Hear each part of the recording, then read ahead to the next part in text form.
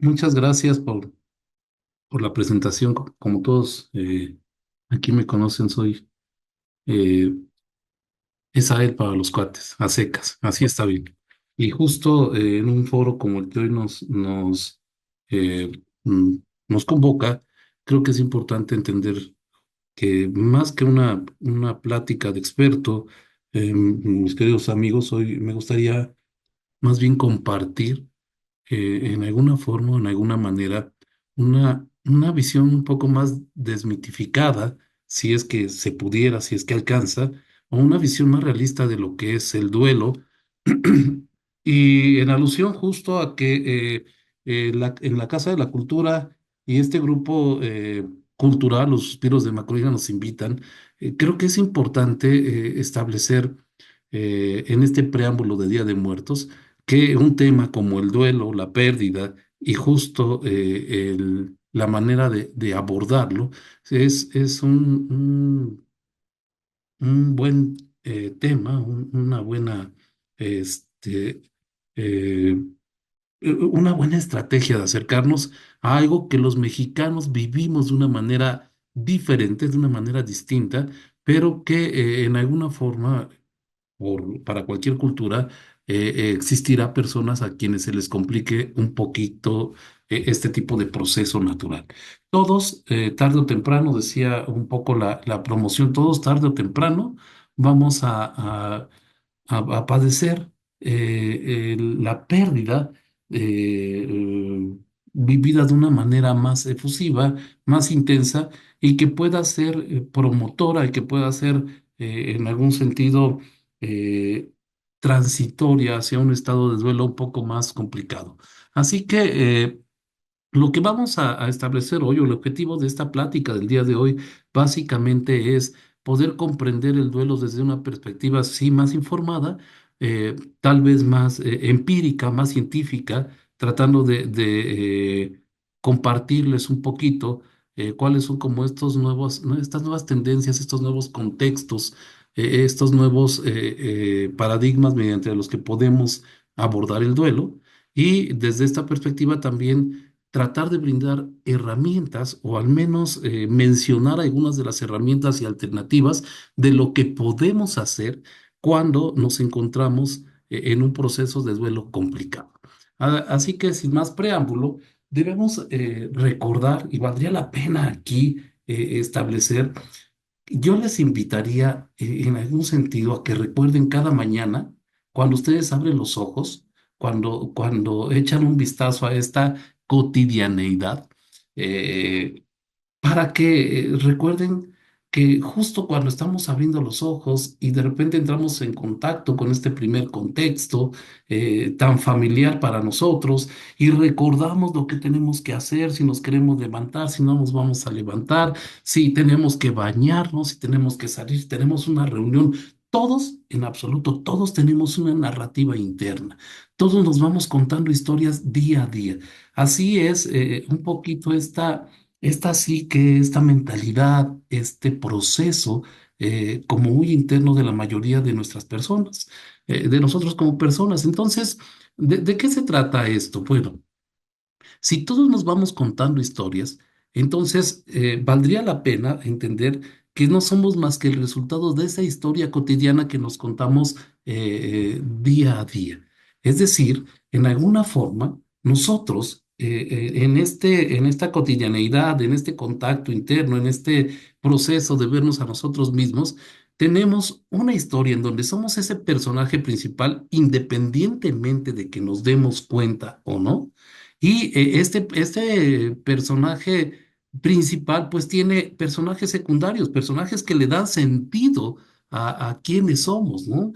Nuestra pareja, nuestra familia, nuestros hermanos, o esta red de interacción cercana, van a ser como estos personajes secundarios y tendremos también una red de personajes terciarios y contextos que le van a dar como trasfondo a esta pintura. Pero todos los días no olviden que nos estamos contando una historia, que nos estamos platicando algo en el trayecto, ¿ok? El asunto es, ¿qué pasa si de repente las cosas cambian? ¿Y qué sucede justo si cambian implicando a una persona de nuestra red cercana.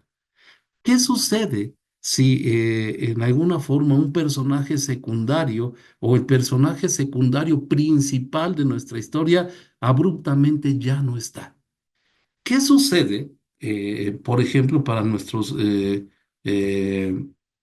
compañeros de vida en los estados de Guerrero, de Yucatán, etcétera, que se han enfrentado a ciertas catástrofes ambientales, ¿no? Y de un día para otro lo pierden todo. O digamos, no vayamos tan lejos. ¿Qué sucede cuando en nuestras inmediaciones aquí en el centro del país, las inundaciones dejan sin patrimonio de una manera inesperada a cierto grupo de personas? Es decir, si la historia nos cambia, ¿ok? Si hay un cambio en la historia, entonces, ¿cómo es que podemos abordar o podemos afrontar esta situación? Para poder comprender el concepto de duelo, para poder en alguna forma estructurar este concepto de duelo, es importante comprender que la pérdida, ¿no? Y sobre todo la pérdida abrupta, la pérdida intensa, la que interpretemos como algo que cambia el contexto de una manera verdaderamente intensa, es uno de los ingredientes fundamentales en la concepción del duelo. Así que a continuación, ya que ustedes tienen como esta historia y vamos comprendiendo la pérdida como esa ausencia de algo que antes estaba, esa ausencia de algo que antes le estaba dando sentido a lo que soy, a lo que hago, o a esta historia, a este guión de vida que desarrollo con cotidianidad, pero que en alguna forma de una manera abrupta tal vez o de una manera gradual, ya no está. ¿Ok? Así que ahora voy a pedirle a mis compañeros allá en la Casa de Cultura de los Suspiros de Macorina. Ellos nos van a relatar una historia, nos van a relatar un pedacito de un relato en donde quisiera con esto que abordáramos qué sucede o cómo se siente en una manera un poco más ilustrativa enfrentarse a esa pérdida. Así que, compañeros, si ustedes lo tienen a bien y pueden realizar esta lectura, este sería el momento ideal para poder escucharlos.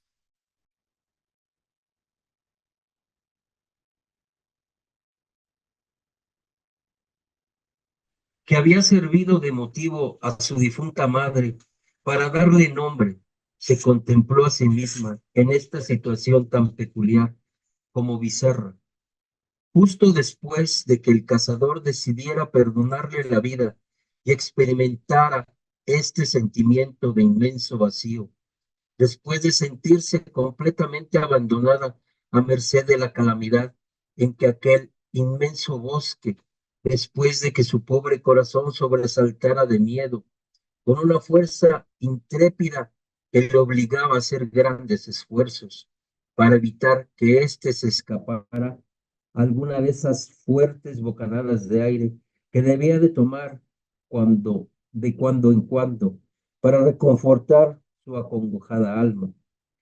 Pero toda esa zozobra no tenía comparación con el cuadro que estaba contemplando y en el cual participaba. Ahí sentada, frente a esa pequeña mesa, colocada debajo de un árbol, miraba a esta peculiar pareja de locos esforzándose en amenizar un pequeño festín que parecía de todo menos una amena festividad. ¿De un poco de vino? ¿Vino? Pero no veo nada de vino. Es que no lo hay. ¿Qué día del mes es hoy? Es el octavo día. 2 días de retraso. Te dije que la mantequilla no le haría bien, dijo el sombrerero, dirigiéndose a su eco, reclamando hacia la liebre. Qué raro. Te juro que era mantequilla de la mejor calidad. Lo sé, tal vez fueron las migajas que se colocaron en su interior, continuó el sombrerero, mientras la liebre se sumergía, el reloj en el bolsillo dentro de la taza de té, ante la mirada atónita de la bella chica, cuyos ojos casi abandonaron sus órbitas, incrédulos de la realidad que estaba contemplando. La chica no dejaba de reflexionar sobre su realidad con la más cruda y objetiva autocrítica para cuestionarse cerca de la validez de su experiencia. ¿O es, acaso, estaba perdiendo la cordura? ¿Qué tipo de realidad estaba experimentando? ¿Qué tipo de tétrica broma le estaba jugando el destino? ¿Dónde estaba su realidad interior y cómo se suponía que debería actuar ante tan inusuales circunstancias?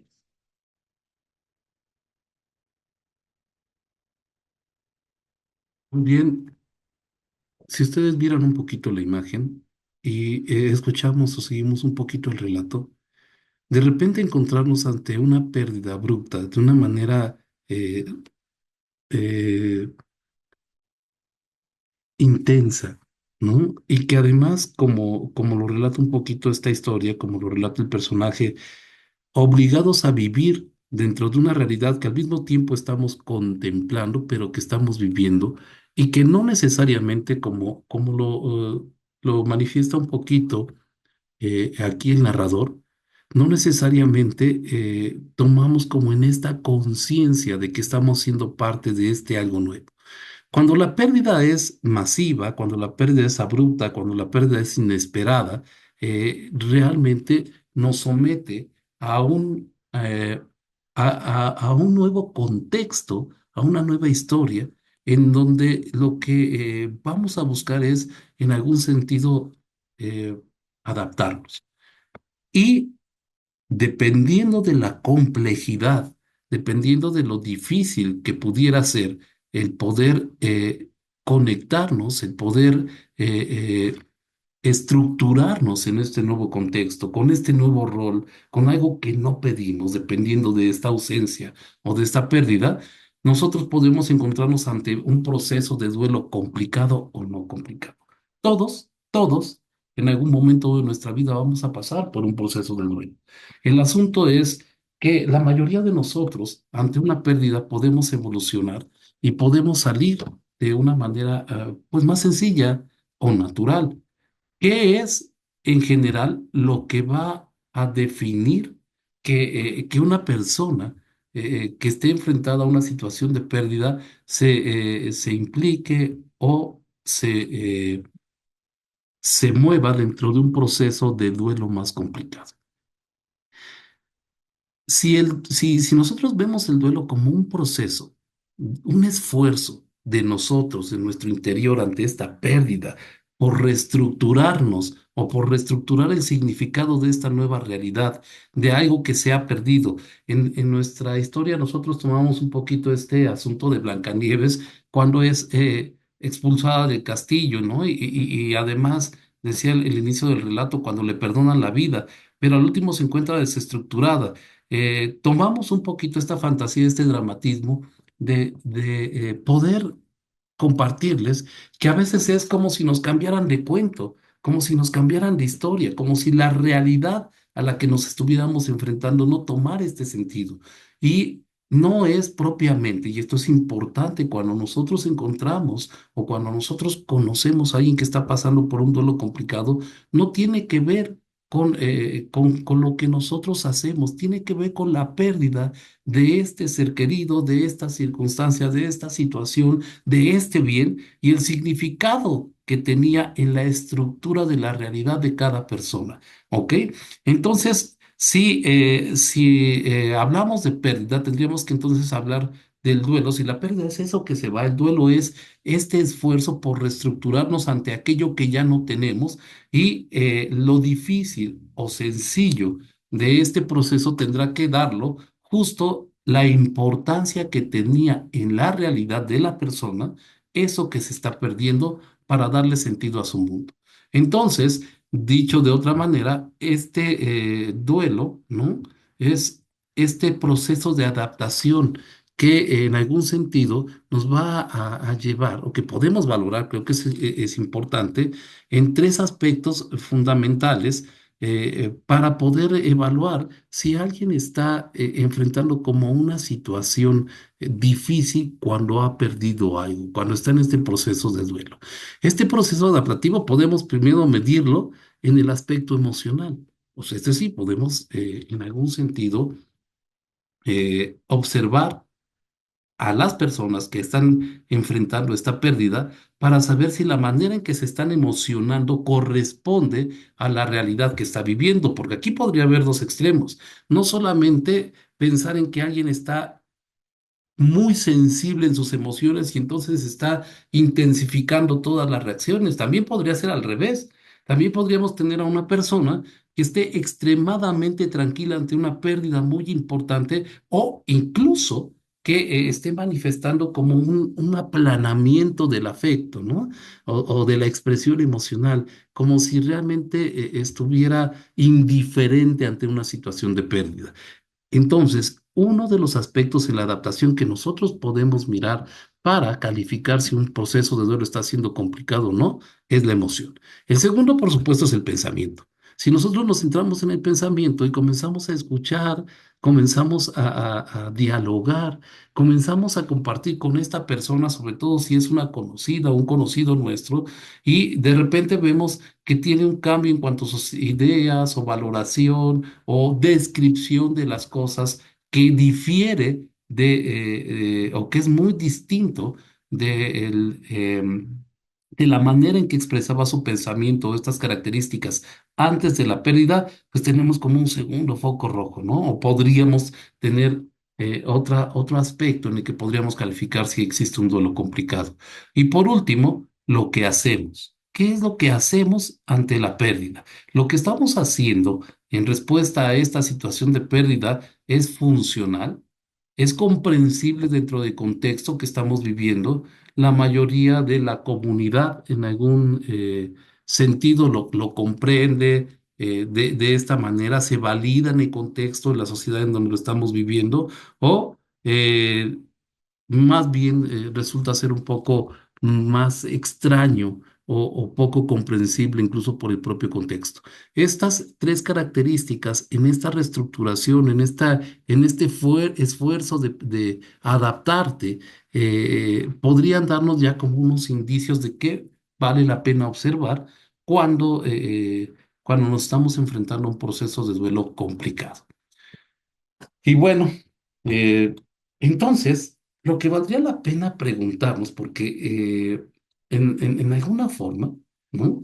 Pareciera que todos conocemos de duelo, ¿no? Todos sabemos lo que es el duelo, ¿ok?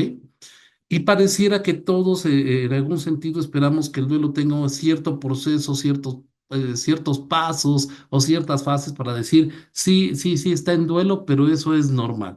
Pero, ¿qué es lo que tendríamos que valorar?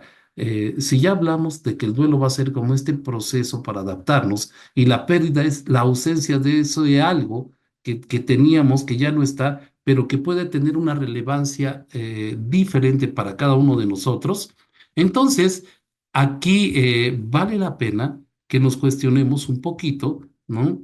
Eh, este asunto como de valorar, ¿no? De valorar qué es lo que nosotros creemos que la persona está perdiendo en comparación de este, qué es lo que las personas en alguna forma en realidad valoran dentro de la pérdida. ¿Ok? Y siendo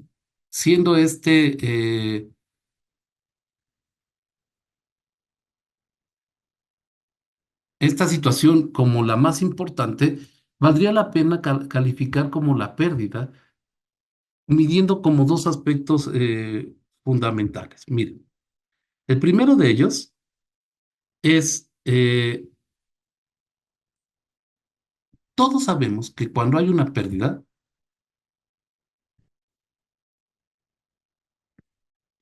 hay algo que se está perdiendo y que es tangible, ¿ok? ¿A qué me refiero con tangible? Bueno, pues si se pierde a un ser querido, sabemos que básicamente lo que se está perdiendo, en este caso, es como este asunto de la presencia física, ¿no? En la tangibilidad, sabemos que este asunto de la presencia física es importante y a esto podemos llamarle como una pérdida primaria física. Les decía, en este asunto podríamos valorar entonces la pérdida así como lo que todos vemos. ¿Qué perdió? Pues perdió a su esposo, perdió a su hijo, perdió a su hermano, o perdió sus bienes, perdió su casa. Esa primera como tangibilidad, esta cosa que podemos ver todos, es como el aspecto más obvio de la pérdida, de lo que se va a procesar en el duelo. Pero además hay una segunda pérdida, la que podríamos llamar emocional o psicológica, y que también nosotros conocemos, ¿no? ¿Qué es lo que pierde? Ah, pues es que no solamente es que pierda a su pareja, no solamente es que pierda a su esposo o esposa, es que era su compañero, era su cómplice, era su confidente. Ahí nosotros podemos observar que también hay una pérdida primaria que no es tan tangible, que no la mayoría no va a ver, pero que sabemos que está ahí. Sin embargo, el duelo tiene otras características, la pérdida de un ser querido, la pérdida de un bien, la pérdida de una situación, de un contexto, de un trabajo, tiene otras implicaciones que no son tan obvias para la mayoría de nosotros, pero que vale la pena calificar. Por ejemplo, en las cuestiones tangibles, en las cuestiones físicas, el perder el trabajo, por ejemplo, no solamente es perder una cuestión laboral. Perdemos el ingreso económico y eso es tangible y a lo mejor para muchos puede ser como más o menos importante porque en teoría tenemos una liquidación, porque lo podemos interpretar de otra forma, pero además perdemos físicamente la oportunidad de compartir o convivir con compañeros de trabajo, de tener una red, perder una dinámica física de todos los días, ¿no? El levantarme, el tener una ruta, todo esto que es una pérdida que para la mayoría de nosotros, si no tiene importancia en nuestra vida, ¿no? O si no es tan prominente en la estructura de nuestra vida, pues a lo mejor no va a ser tan obvio. Pero ¿por qué le pasa eso? Si al cabo iba bien lejos, si al cabo ni se llevaban bien, si al cabo, etcétera. A lo mejor para nosotros no va a tener sentido, pero en esta pérdida secundaria tangible, en esta pérdida secundaria como física, bueno, pues vamos a encontrar más cosas que podrían ayudarnos, sobre todo para quienes nos dedicamos a la psicoterapia o nos dedicamos a acompañar a personas en estos procesos, valdría la pena que pusiéramos como este énfasis, ¿no? Que pusiéramos esta atención a lo que está detrás de las pérdidas tangibles primarias en cuanto a lo físico y en cuanto a lo secundario, bueno, justo esto, ¿no? A lo mejor el trabajo era mi estructura, a lo mejor era un trabajo de prestigio, a lo mejor yo me sentía con con cierto posicionamiento por este trabajo, aunque el sueldo no fuera lo suficiente o sintiera que la demanda estaba por encima de mis necesidades, pero eso me estructuraba. Perderlo probablemente me va a hacer sentir en algún sentido sin este prestigio o sin esta posibilidad de proyectarme y a todo eso vamos a llamarle justo pérdidas psicológicas o emocionales secundarias. Es muy importante visualizarlo así en cuanto a las pérdidas y ese análisis, porque justo estos aspectos secundarios en muchas ocasiones son los que están moviendo los hilos más complejos en el proceso de adaptación ante una pérdida para construir este proceso de duelo. Ahora, si ya estamos bajo esta perspectiva de conocer que hay diferentes tipos de pérdidas y que analizarlas nos ayudarían en algún sentido a comprender por qué para algunas personas el duelo es más complicado que para otras, ahora viene como establecer cuáles son los elementos, cuáles son los procesos, cuáles son los pasos en general que van a definir este proceso de duelo como más o menos funcional. Entonces, en alguna forma, el apego es el primer componente que vale la pena evaluar cuando estamos queriendo saber si alguien está pasando por un proceso de duelo difícil o estructurar este asunto del duelo, ¿no? Y que es el vínculo emocional, lo importante que era para mí. ¿Se acuerdan que hace rato les hablaba de la pérdida psicológica secundaria? Ahí es donde se encuentra ese apego. O sea, no solamente es el papel social que juega la persona o el objeto o la situación que estamos perdiendo, ¿no? Sino realmente cuánto le estoy cifrando yo, cuánto estoy poniendo de peso afectivo a esta persona, a este personaje, a esta situación o a este aspecto de mi vida para estructurar mi identidad. El apego entonces es muy importante. El segundo aspecto que hay que evaluar es la pérdida en sí, ¿no?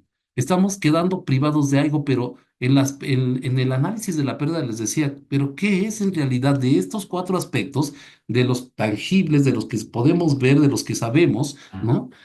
¿Cuáles son como los que más le están pegando? Los que todos vemos, los tangibles, o los intangibles, los psicológicos o los físicos, los primarios o los secundarios. Porque para poder comprender a una persona que está pasando por un proceso de duelo difícil, lo que valdría la pena es saber exactamente cómo lo está configurando este doliente, ¿no? Cómo está reestructurando, qué es lo que busca reestructurar, porque si no, no podemos llegar como a este paso tres, que es la transformación, justo la integración de la pérdida a mi nueva estructura de vida, ¿ok? Y esta nueva estructura de vida, pues justo va a tomar una gran relevancia porque en la transformación en el proceso de adaptación a esta nueva circunstancia, pues yo voy a cambiar también como personaje, ¿ok?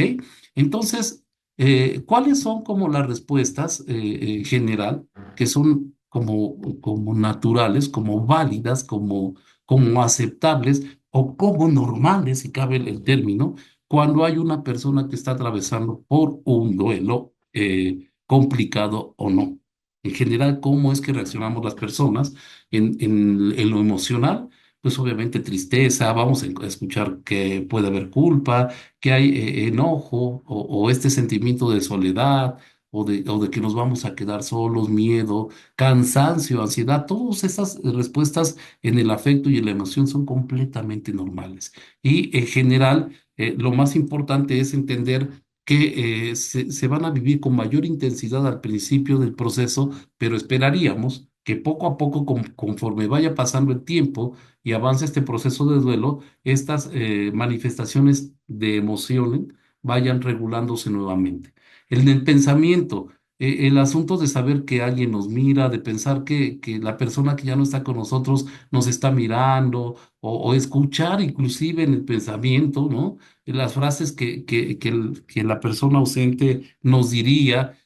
Aquí hay, durante la fase aguda, cuando la pérdida es muy cercana o muy fuerte, hay una serie de alucinaciones que son totalmente aceptables. Este asunto es que lo vi, anoche me despertó, vino a visitarme, me vino a hablar, esos son completamente normales. Lo que ya no sería normal es probable que si manifiesta que está viendo a la persona ausente, ¿no? Que le está platicando, que está sentado a un lado de mí en este momento y me está viendo, etcétera. Tal vez aquí es donde ya estas alucinaciones deberían de preocuparnos. Vamos a encontrar también que en las primeras fases del duelo las personas somos más preocuponas y desconfiamos y estamos como con en esta alerta completa justo porque perdimos algo. Y imagínense ustedes que nos convertimos como en una tortuga sin caparazón, ¿no?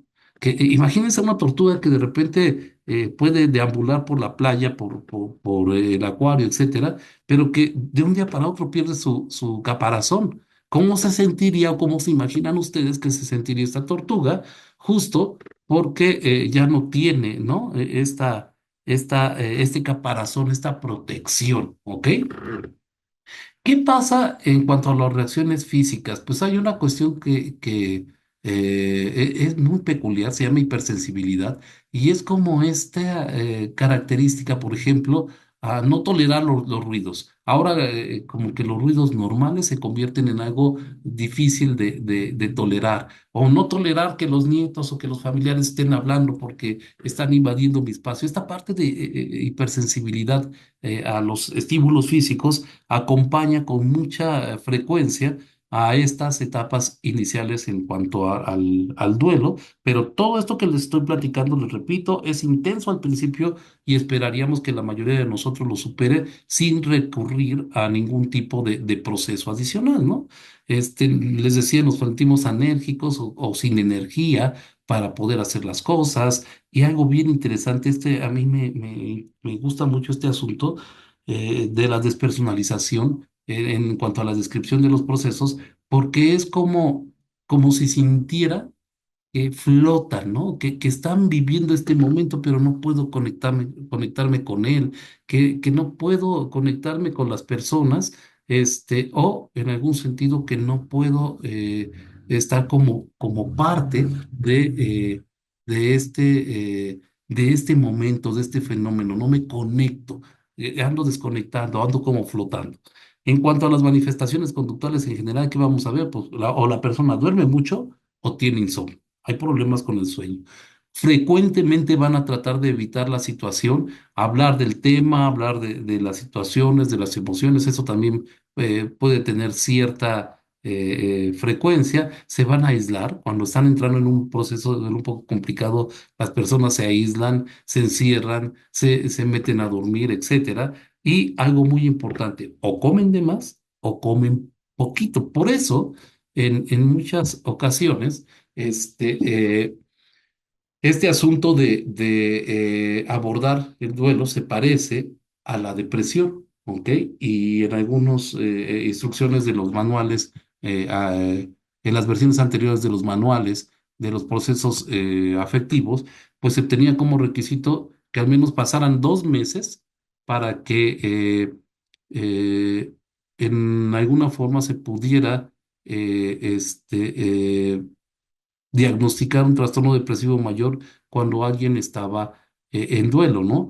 Y esto era porque justo pareciera que en los manuales anteriores se creía que uno no podía deprimirse o que era normal deprimirse de una manera muy intensa cuando se tenía una pérdida importante. Sin embargo, en los manuales contemporáneos nosotros sabemos que se puede tener un diagnóstico justo de depresión mayor en las primeras semanas cuando la vivencia de este fenómeno es muy intenso, sin importar que haya pasado poco tiempo o que haya justificación de ello, ¿no?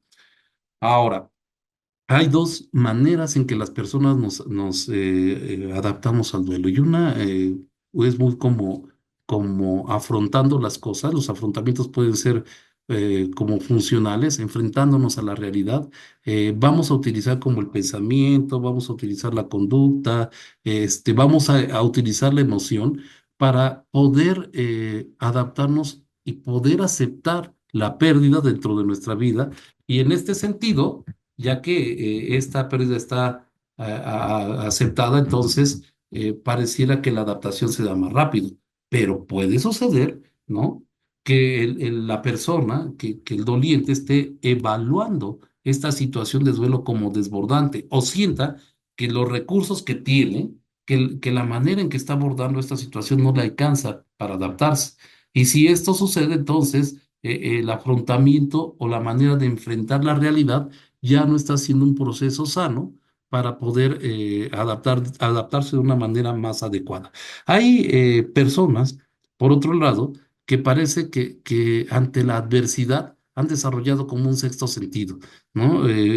Para quienes nos están acompañando hoy, por ejemplo, del estado de Sinaloa, justo el estar viviendo con mucha frecuencia este estrés, esta adaptación, etcétera, hace que a lo mejor ciertas situaciones de la vida cotidiana que a lo mejor para los citadinos aquí en el centro del país o para algunas otras comunidades no sean tan fáciles de abordar y tal vez ellos ya desarrollaron una resiliencia un poco distinta para adaptarse ante una situación nueva y más compleja. Esto sucedía en Guerrero por lo menos hace 2 décadas también, ¿no? Cuando de repente los toques de queda en Acapulco, por ejemplo, se hicieron como cotidianos y cambiaron la realidad de las personas. A esta manera como de adaptarse fácilmente a las adversidades o a las situaciones muy estresantes, nosotros lo conocemos como resiliencia y se asocia con ser como más resistentes o como diría mi abuelita, ser un poco más corriosos, hacernos más corriosos. Y la idea es encontrar como un equilibrio, ¿no? En cuestión de procesos de duelo que esté justo en la evaluación de cuáles son los recursos que las personas tenemos, o sea, con qué contamos para afrontar una pérdida. Y por otro lado, promover esta resistencia sin que esto nos lleve como a la insensibilidad, por llamarlo de algún modo, o a la evitación de abordar los problemas emocionales en cuanto a la pérdida. Ok, de esta manera, tenemos dos maneras de resolver el duelo. Sabemos que existen dos formas en que las personas tratamos de resolver una pérdida o reestructurarnos a partir de una pérdida. Una es acercándonos, ¿no? Agarrando el toro por los cuernos y confrontando el problema, ¿no? Enfrentando esta situación y a lo mejor tratando de resolver. Habemos quienes resolvemos mejor las cosas de esta forma, pero también habemos quienes no queremos que nos toquen ni siquiera en lo más mínimo el tema o en ese sentido que siquiera se atrevan a decirnos qué es lo que está sucediendo respecto o a observarnos, ¿no? ¿Qué está sucediendo respecto de la... Ok, voy acercándome un poquito al final para decirles, bueno, entonces, si el duelo es este proceso de reestructuración, es este proceso de reacomodo, es este proceso de acomodarme a esta nueva identidad, a esta nueva realidad, en realidad este duelo solo pasa por fases, no me queda otra cosa más que esperar que el tiempo pase y entonces pasar por esta inmensa tristeza, luego enojarme, luego tratar de negociar y finalmente superar el duelo. La verdad es que no. Este tipo de primeros paradigmas con los que nos decían que se superaba el duelo y en donde uno pensaba de repente que el asunto era así como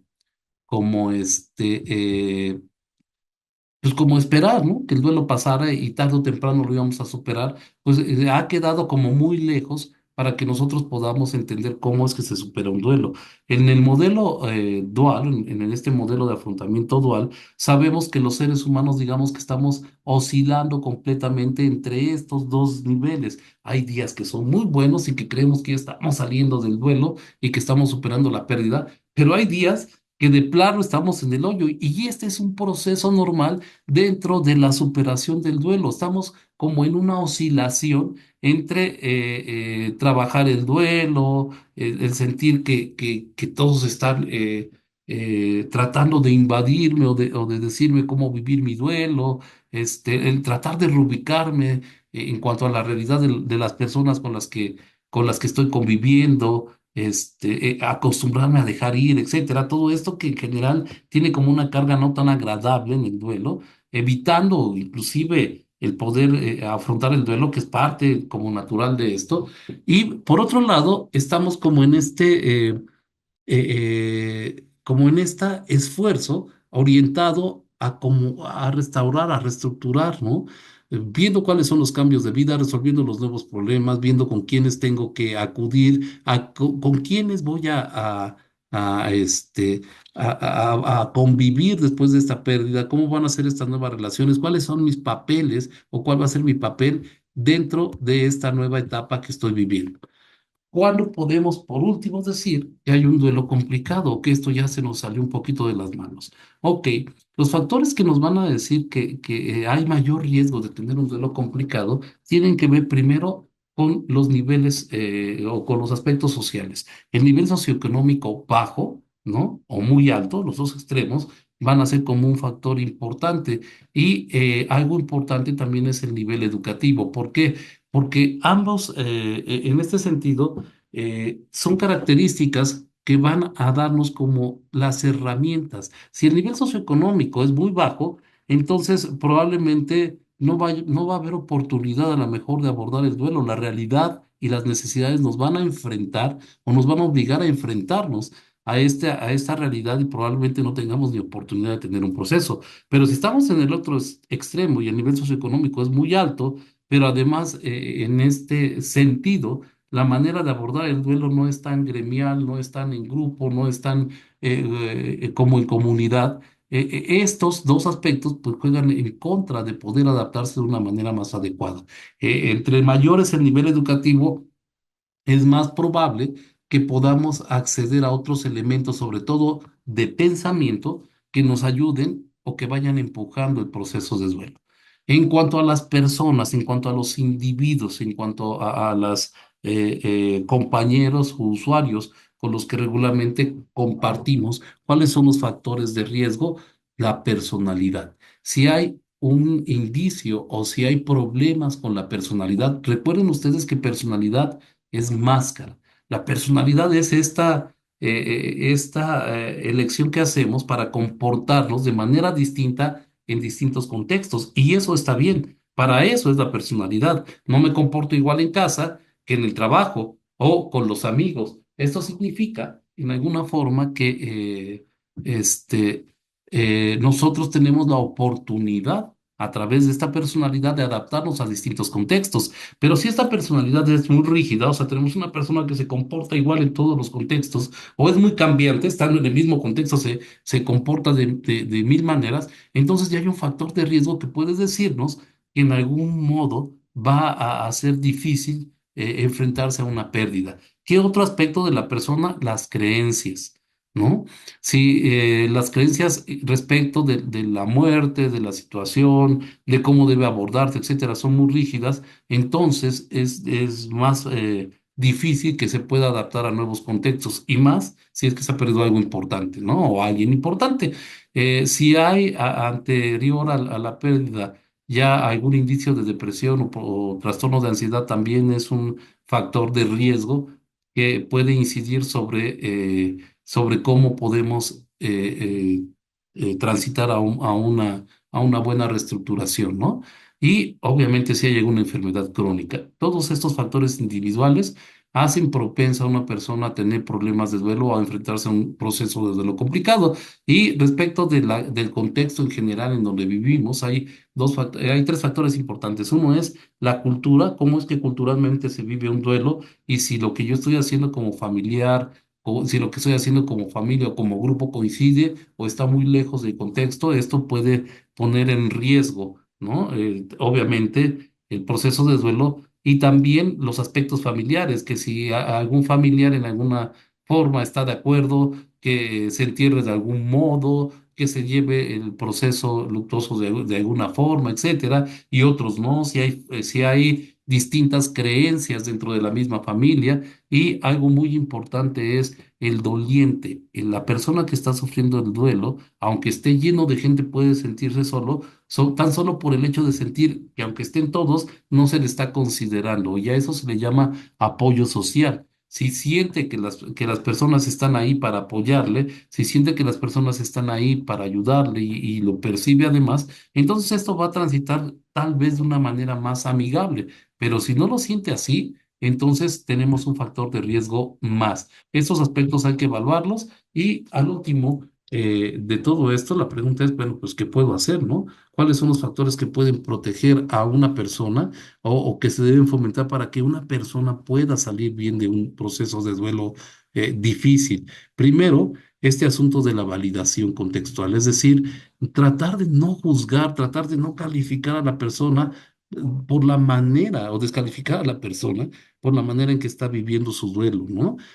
Si es muy complicado el asunto, entonces tratar de acercarse al servicio especializado, eso es muy importante.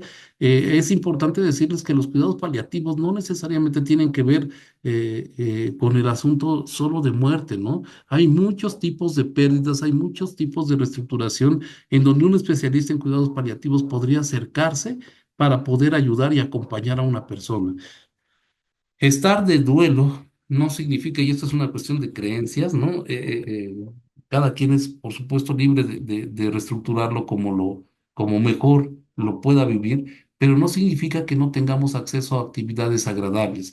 Imagínense esto, ¿no? En este sentido común. Si de por sí nos estamos sintiendo mal por la pérdida, estamos pasándolo mal por esta reestructuración y además ante alguna situación que considere agradable, que puede ser a lo mejor escuchar música o pintar o dibujar, etcétera, yo mismo pongo como un obstáculo para no realizarlo, entonces la cantidad de sensaciones y emociones negativas muy probablemente se va a elevar obstaculizando o impidiendo que pueda trascender dentro de este proceso de duelo.